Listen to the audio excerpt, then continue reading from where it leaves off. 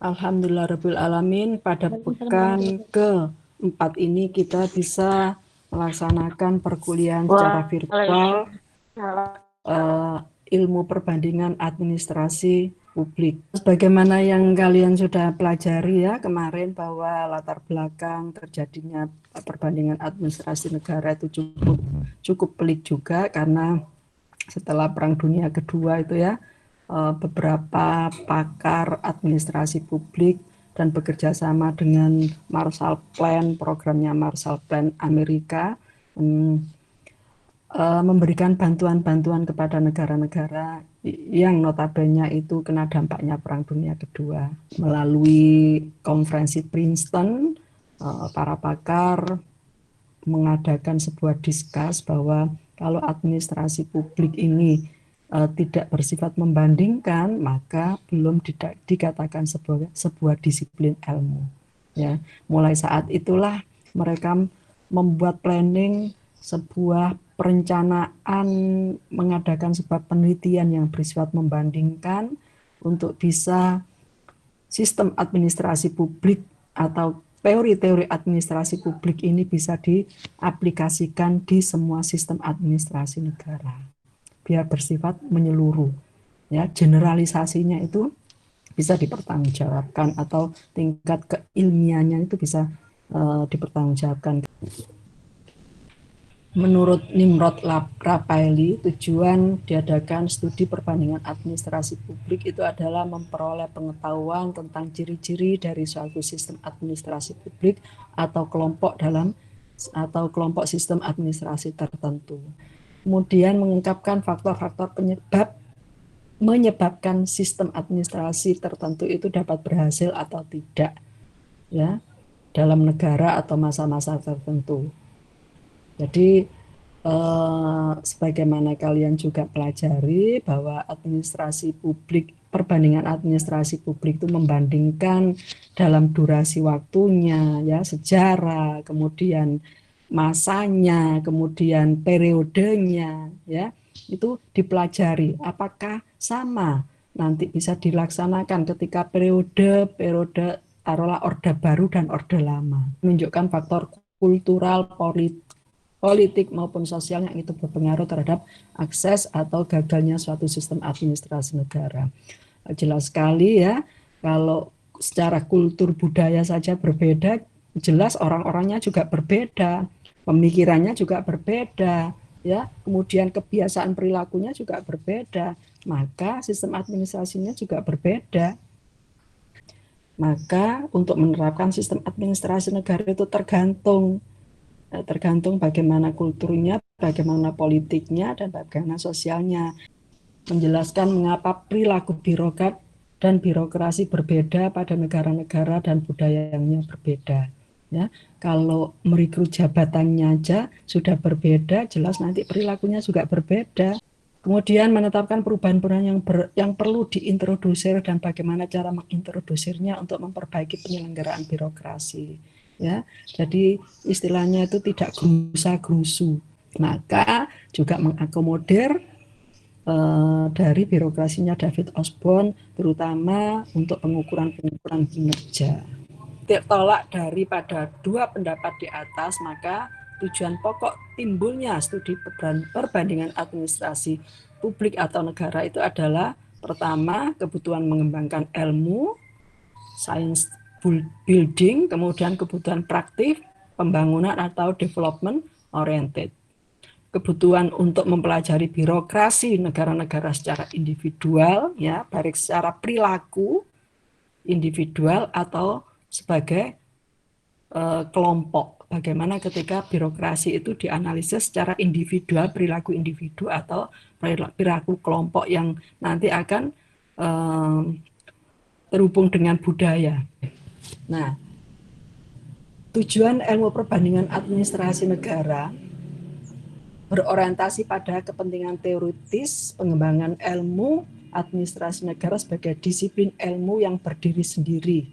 Ya, jadi dengan adanya komparasi itu nanti administrasi negara itu semakin luas.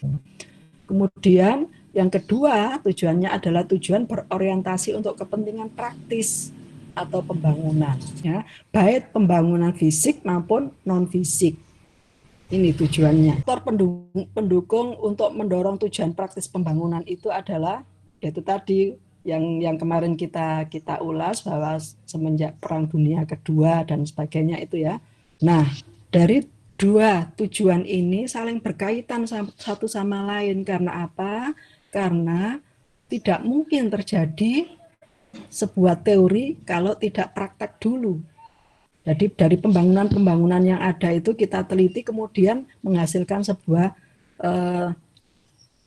rekomendasi penelitian. Yang rekomendasi penelitian itu nanti kita sosialisasikan, kita desiminasikan, kita adakan sebuah conference untuk meyakinkan kepada masyarakat, terutama masyarakat akademisi, bahwa ada temuan baru yang layak untuk dipatenkan menjadi sebuah teori. Ini alasannya, proses teori itu seperti apa, kemudian tujuan ilmu. Oke, intinya bahwa sasaran dan tujuan ini ada mendudukkan administrasi negara sebagai sebuah disiplin ilmu. Kendala yang dihadapi dalam memberikan bantuan. Ya, banyak keterampilan di negara maju tidak cocok dengan kondisi negara berkembang. Apalagi budaya kita itu sangat antipati dengan kolonialis.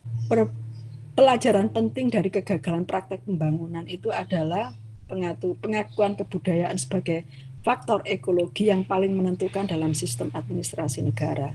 Jadi sistem administrasi negara itu akan berhasil ketika kita melihat sistem ekologinya. Nah, ini nanti kita bahas dengan teorinya V.W. Ridge. Nanti ada teori-teori administrasi negara di mana ternyata administrasi negara itu tidak pada titik kontinum di negara-negara maju dan tidak ada titik kontinum yang pasti di negara-negara tradisional. Ternyata kebanyakan itu ada di tengah-tengah. Nah, di tengah-tengah inilah yang dikatakan sebagai administrasi model salah.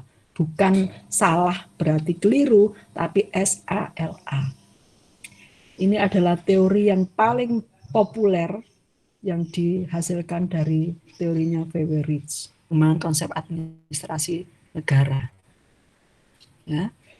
Perhatian administrasi negara terhadap masalah pelaksanaan dan pencapaian tujuan pembangunan. Ini muncullah ada yang namanya kebijakan. Kemudian pemanfaat pendekatan perilaku, behavior approach. Ini yang dalam muncullah teori-teori organisasi. Kemudian penerapan pendekatan manajemen administrasi negara, pengembangan sistem analisis dalam pelaksanaan tugas, menggunakan teknik dan analisis kuantitatif.